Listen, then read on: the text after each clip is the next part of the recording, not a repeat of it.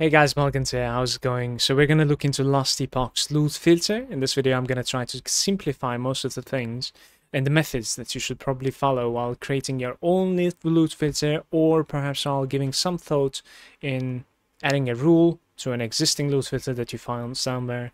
You know, the stuff that I'm going to say, they're going to be incredibly simplifying how the loot filter works. And at the same time, it will basically I'll try to teach you the logic behind how you should be approaching loot filter and how you should be implementing those rules, let's say. So these are the things that I'm going to be basically reminding myself all the time while I'm implementing something into my loot filter, or maybe making a loot filter from scratch for a new character of mine. Thank you very much for joining. I have lots of Last Epoch content coming your way on YouTube. If you would like to check it out, please subscribe to my channel. So that being said, first thing that I'm going to be telling you is gonna be right over here. In fact, in this website over here in lastepochtools.com, in loot filters, you can search for my name. There are many loot filters available to you over here from many different content creators. Definitely, you could search for my name to reach to my loot filters at any time, and then you can definitely edit them to your liking after getting them into your game. Most of the time, the logic that I'm going to explain over here is also going to be obviously the logic that I'm going to be following, creating my own loot filters. So you will be having an easier time editing my loot filters, since they're going to be set up in a certain way that's going to be explained over here as well. So I'm sure that's going to be something that you will appreciate. How does the loot filter work? It's pretty much, hides the things that you do not want to see while trying to emphasize the things in this game, the items on the floor, right? While trying to emphasize the items on the floor that you would really like to see, or the items that you would think that would be valuable for future or perhaps for trade. So that is what you want to do with a loot filter. You want to hide the useless items that you probably won't be using for your character, or you think that really they are valueless at that point, so that you have a clear screen and you don't really waste time looting everything. That being said, it's a good addition right over here to tell you that you should check out the price of the items when you're selling them to the NPCs. It's 40 gold, and then you end up finding 500 gold on the floor. So it really is kind of valueless to sell the items to the NPCs in this game. So what are you going to be doing with the item? You either want to be trading an item when you loot it, you want to be shattering an item because the affixes are in there, right? If you're not familiar with how the item affixes, how the crafting and how the the materials, the crafting materials work in this game, I'll suggest you check out my channel for the crafting tutorial as well, the recent video. But that out of the way, so you either want to sell the item that you're looting, or you want to shatter the item so that you take out things from it, or you want to, save it for future, perhaps as a food if it's an exalted item, to make a legendary, obviously. That is very easy to filter. And on top of that, there's going to be the last option, which is the most obvious option. Perhaps it's an upgrade for you, so you want to see the upgrades immediately. So those four things are your chase, basically. Those are the items, those are the reasons why items should be clear to you on the floor, right? So try to remember that. That's the most important thing, because that's also why you're making the loot filter to begin with. Otherwise, there's no point making it. The game is already showing you the items on the floor, and you might as well mouse over them and continue playing. And if this is what you're going to enjoy, by all means, you don't necessarily need this thing, but this thing is going to be saving you a lot of time. And in the future implementations, it's actually going to be turning the game into a little bit more fun as well by, increasing the dopamine if they end up implementing the sound effects to this too. So that's out of the way. It has a very, very simple and basic rule, the loot filter, that is. The bottom side is the least important rule that you're writing, or, coding in there, and the top side is the most important one. So the top is always going to be overwriting whatever bottom side is saying all the time. So as you can see, I'm saying show the exalted and plus items. So what does this mean? It's going to be unique items, set items, and exalted items. All of them are going to be visible no matter what we're going to be doing, with their own color, as you can see. So even though at the bottom of my filter I'm going to be saying hide everything, I don't want to see anything, the stuff that are going to be coming on top of this, you know, it's going to be basically telling the filter, well, this is a more important rule. You know what? Like, hide everything, but this is, you know, above it. Show this one though, because I'm interested in this. So how do I approach to this afterwards? Well, when I'm making a loot filter, I would like to do this loot filter for every section of the game, because I don't really want to. Okay, it would be lying if I would say that, like, at level 85, you know, I kind of still have to. I don't have to go into my loot filter and add something else, because now I'm interested in another certain item base, let's say. This will definitely happen both to me and to you. This is the nature of Last Epoch, fortunately or unfortunately. However, I would like to implement my loot filter in such a fashion that, like, I'm not going to be changing all the time, and it's going to be at the very least covering the character that I play from head to toe, so from level 1 to the late game if possible. And obviously I'll try to, like, you know, implement more rules or subtract some rules from there as I go and as I change my mind about something. So perhaps I'm going to be needing something more than I thought I would have. But that being out of the way, so my approach is going to be, you know, for the leveling section, I ask to myself, I'm probably not so interested in trading. And to be honest with you, I'm playing Circle of Fortune, which is, like, you know, southbound, so I'm not interested in any other drops than for Sentinel, the character that I'm playing for the most part, right? So show me the items that I am interested in, you know, as finding upgrades, and get me hell out of the campaign as quickly as possible, because, like, you know, those items are going to be changing. So what are those items? Well, I like to show everything up until level 7. How do you implement show everything up until level 7, right? So you click the add rule, and then afterwards a page like this opens up, or a tab like this opens up, and you're going to just say show, and you don't even need to add a condition, because this is going to end up showing literally everything on the screen. But then I say up until character level 7, as you can see. Then you're going to update this, so this is going to be our second rule, and it's going to end up, like, showing everything up until level 7. This is a good rule, because, like, up until level 7 you see everything, and then you're going to equip the stuff that you need, so you're not naked anymore until, you know, after level 7. This rule is going to be obviously discarded. I like to recolor the silver rings, which are like the movement speed rings, up until level 8. Afterwards, again, this rule is going to be discarded up until level 45, which is quite high, to be honest with you. This could be like level 30 even. I like to show the gold rings. Gold rings are the elemental resistance implicits. For a Sentinel character, it's not that important, especially a Paladin, because you're running with a lot of elemental resistance, you know, inherently. But as a global rule, this is good to keep in mind, because it's a very easy thing, just, you know, right off the bat to, like, fix your elemental resistance. It's the gold rings during leveling, and I like to keep this color like that, you know. So select a color, recolor, select the color over here, and then afterwards item type, you select the ring, and then afterwards you select the gold ring, and then select level 45 perhaps, or if you would like to, you know, see it for further, you can definitely increase that number too. So after level 45, when I'm past that, it's also going to be disabled. And then comes my rule of basically bases. Now I have, on my recent video, I've, you know, finding fast upgrades, I think is the title of the video. I talked about how to find fast upgrades in this game. Bases are incredibly important. Simply put, the item that you're wearing on your chest piece, or your helm, or your weapons, when the time comes to upgrade those, they're not going to be the same bases. And just because of this, you could actually go ahead and search for the certain bases at certain levels. Therefore, you're going to be pinpointing and sniping items when it comes to, you know, which when it comes to finding upgrades. And if you recolor them as they drop, you'll be like, okay, this might be an upgrade. That is very important. So you can also, like, disregard everything else. And so the filter is going to do that by basically us telling to the filter. So for belts, I like to go into item types, obviously recolor. You know, you can select any color that you would like.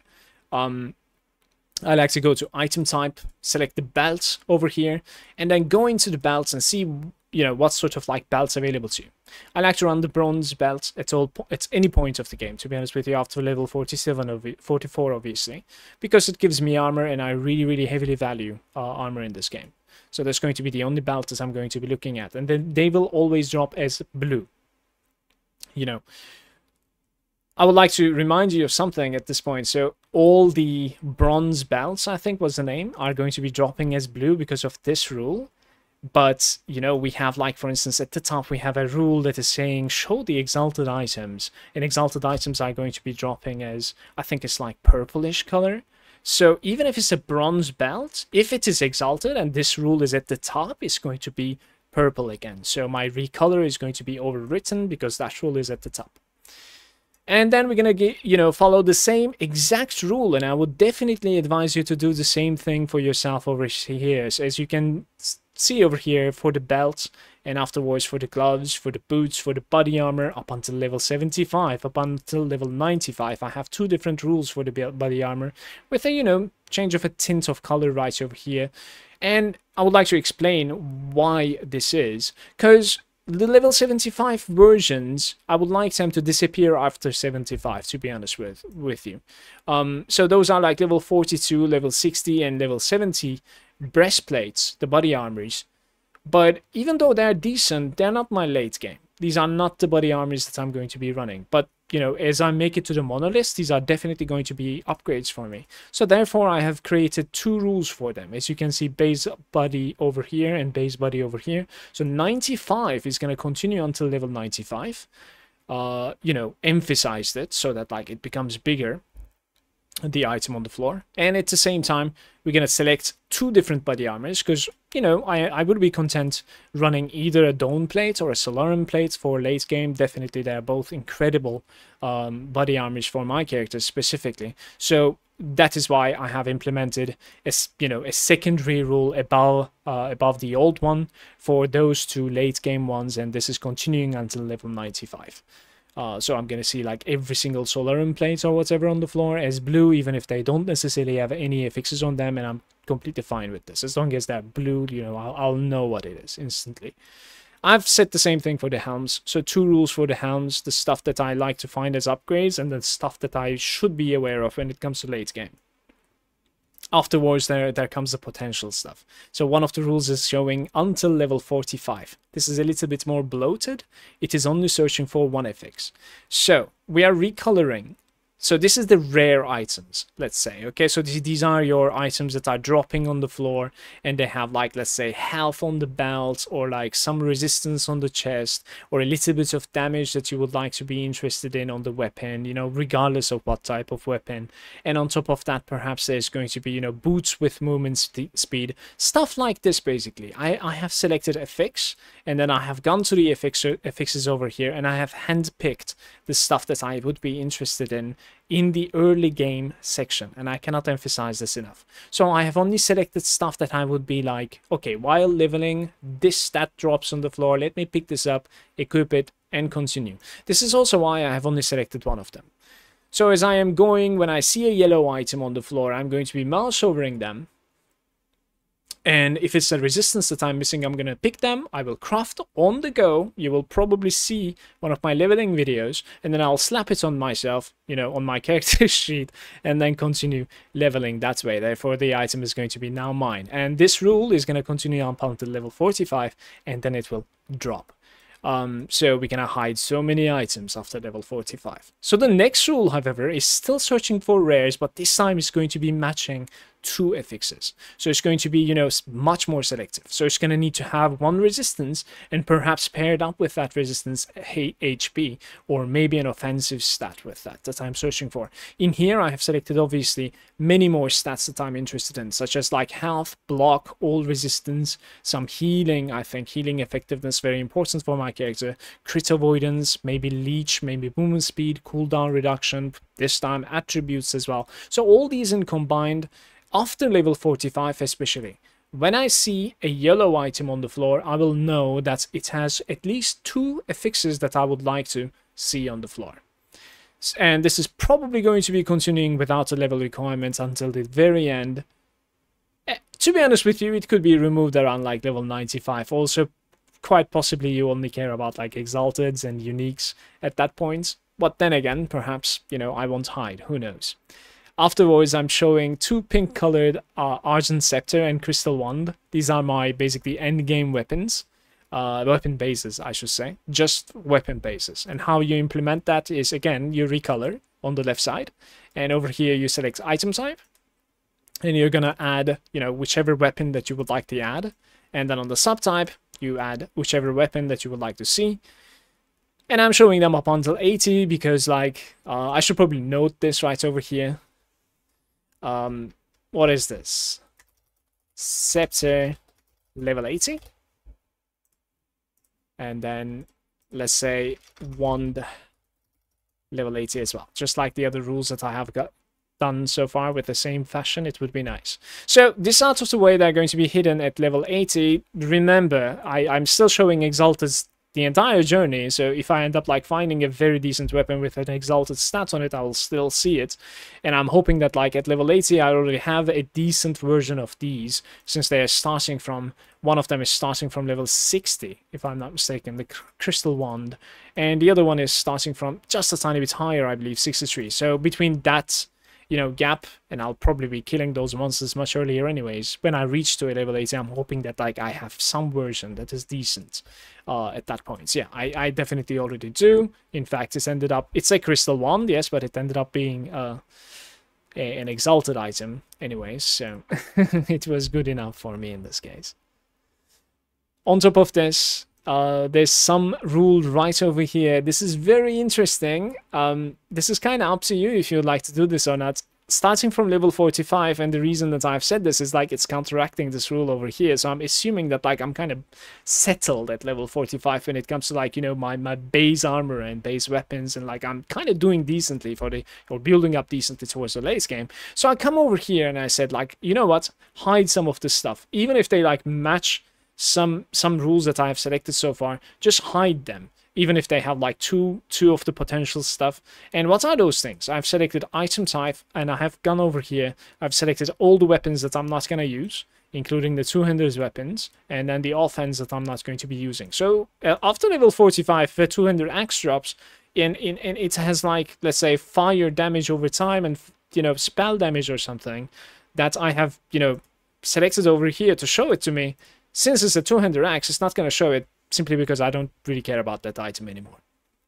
So this is something that you can implement on top of your, you know, searches for like rares or levelers, because you do know that you're not going to wear a quiver. Well, then why do you want to see it on the floor? Unless you're going to trade, of course. So when you're playing trade, you're going to need to, you know, solve this question, this puzzle for yourself, and try to like perhaps implement more things that you think that might be valuable for other people that they would like to buy. I have not really answered this question to myself yet, because I'm going to be starting Southbound, and most of my journey that you're going to be watching is going to be Southbound as well. Afterwards, there comes the shatter rule. This is very important in this game, and it should be very close to your top, because it should overwrite everything. Shatters, what sorts of shatters are you searching for, right? They are the most important shatters that I emphasize, and I give them a red color usually. So you're searching for affixes, obviously, and certain affixes, I would say levels, like class levels, like certain skill levels that you will be playing with. So in my case, it would be like Judgment, Javelin, you know, Sigils, Volatile Reversal, stuff like that. But, you know, if you're in a trade, perhaps like include many other really popular levels into this, and then shatter them in future if you're going to be using, or if you're going to be creating an item that's going to be of value. You'll be able to like use those affixes for yourself, for the item that you're crafting, etc. Definitely, this is very, very important, and it is the most important thing that you should be shattering is the rare affixes. Let's delve a little bit into that. So when it comes to rare affixes that you would like to shatter, is one of the things is going to be like the levels, as I said, and the other thing is going to be kind of like rare things, right? So all resistance is kind of interesting, especially rolling on the shield. I think I want to say it's very interesting. The hybrid health that rolls on I think belt, maybe even more things. You could check this on the crafting things, by the way, if you're curious where they're capable of rolling.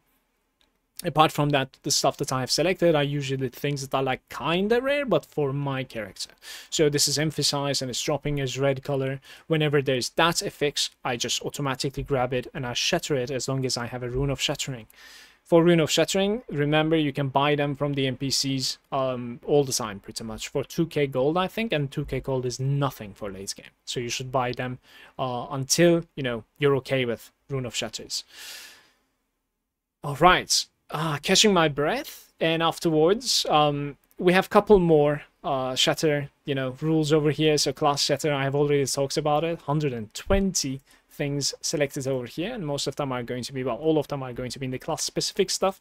And I've just literally just selected, excuse me, all the levels of the skills. So that is one of them. There's another one. This is a little bit harder to implement. So you go into affixes. You literally select everything. This is 717 affixes selected, and it says like at least with one, but there is going to be something else. You go into advanced, and then you say any, and then you say more or equal. So this is going to be, making the totals of the tiers of the affixes that are going to be rolling in the item. So if it's 15 or higher, so it needs to have like, I'm just going to make it up. So it needs to have like 1 resistance T4, 1 health T5, so we are T9 right now. And then 2 offensive, or maybe vitality and strength, another T4 and T5. So now we're at, T9, T9, it's T18. So 18 is higher than 15, it's going to show it on the floor.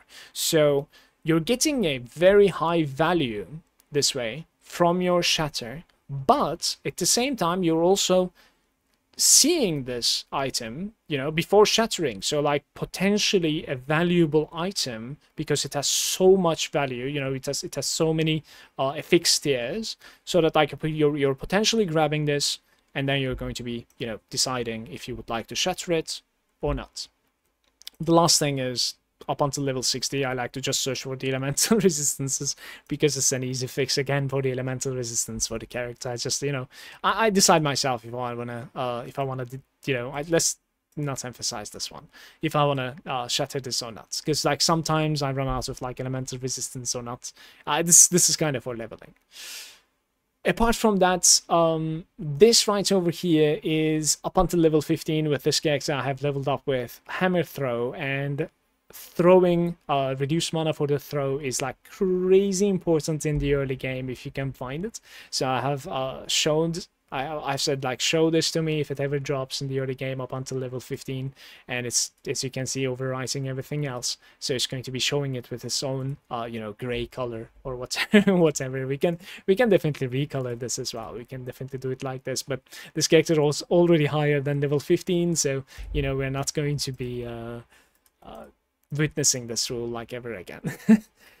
So the last rule that we're going to look into is going to be the idols. We have covered everything else. The idols are going to be, I like to split them apart. One of them is going to be your class idols, while the other idols are going to be, globally good idols.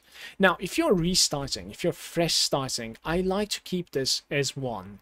This number over here. So what I have done is that I've recolored into like, idle colors, which is turquoise, and then come into the affixes over here, and then you want to come down to the idols inside the affixes, because like you don't want to mess them up with the other items.